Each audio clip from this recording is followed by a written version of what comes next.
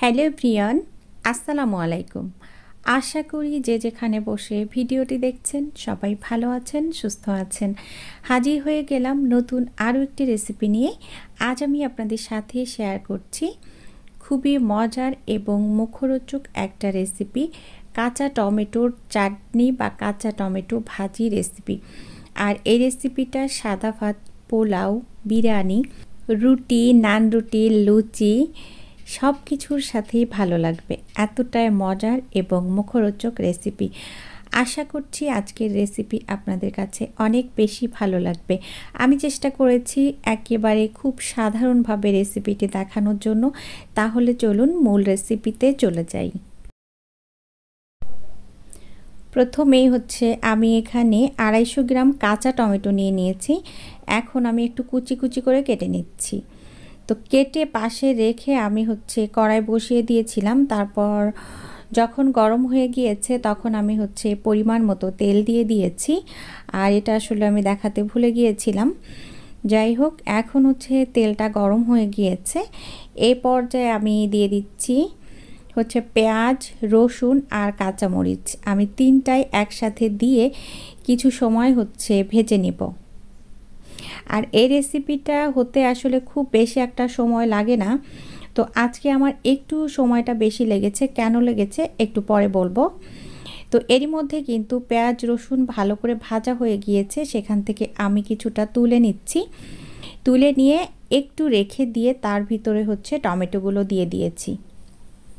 আর আজকে টমেটো আমার ফ্রিজে রাখা ছিল, মানে প্রায় 1 সপ্তাহের বেশি ফ্রিজে ফ্রোজেন করা ছিল। সেজন্য কিন্তু টমেটোগুলো একটু শুকিয়ে গিয়েছে। তো আপনারা যদি একেবারে টাটকা টমেটো দিয়ে এই রেসিপিটা তৈরি করেন তাহলে খেতে কিন্তু আমার মনে হয় অনেক বেশি ভালো লাগবে। এই পর্যায়ে একটু মিশিয়ে নিয়ে তারপর আমি দিয়ে দিচ্ছি এই সামান্য পরিমাণ হলুদ।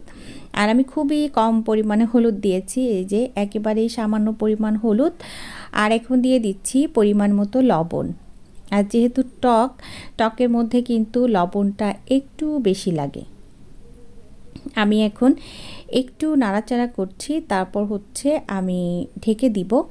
তো এই পর্যায়ে আমি ঢেকে দিয়েছিলাম, ওই সময়তে আসলে একটু পানি দিয়ে দিয়েছি। সেটা আসলে আমি মানে দেখানো হয়নি আর কি।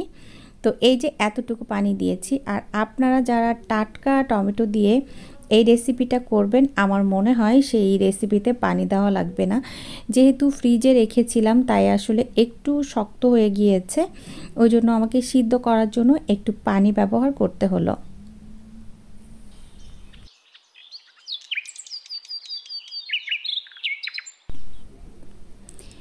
এই পর্যায়ে আমি আবারও ঢেকে দিয়েছিলাম। আর চুলার আঁচটা মিডিয়ামে রেখে আমি রান্নাটা করছি আর কি। তো আমি লাস্ট পর্যায়ে যখন চলে এসেছি তখন দিয়ে দিয়েছি ধনিয়া পাতা কুচি।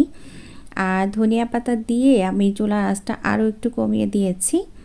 আর এই পর্যায়ে এই রেসিপিটাকে টেস্টি করার জন্য এখানে আমি 1 চা চামচ পরিমাণ চিনি দিয়ে দিয়েছি। আর এই রেসিপিটা কিন্তু অনেকই মজার হয়েছিল। আপনারা বাসায় করে খেয়ে দেখলে তখন বুঝতে পারবেন যে এটা কতটা মজার একটা রেসিপি।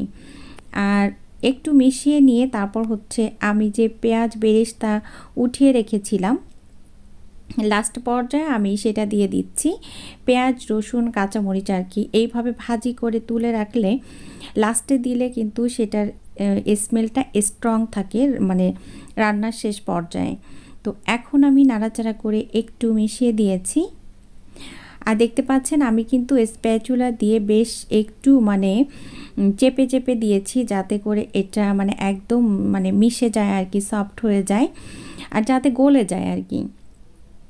তো লাস্ট পর্যায়ে আমি এখন দিয়ে দিচ্ছি এই সামান্য পরিমাণ ভাজা জিরার গুঁড়া। আর অবশ্যই ভাজা জিরার গুঁড়াটা দেওয়ার চেষ্টা করবেন। আর এই রেসিপিটা খুবই মজার একটা রেসিপি, এই শীতে একবার হলেও ট্রাই করবেন। তো জিরার গুঁড়া দিয়ে আমি আবারও একটু নাড়াচাড়া করে মিশিয়ে নিচ্ছি। এরই মধ্যে কিন্তু আমার রেসিপিটা হয়ে গিয়েছে, এখন শুধু খাওয়ার পালা। আর যেহেতু আমি ভয়েস ওভার করছি তো আমি বলে দিতে পারছি অনেক মজার হয়েছিল রেসিপিটা। আশা করছি আজকের রেসিপি আপনাদের কাছে অনেক বেশি ভালো লেগেছে।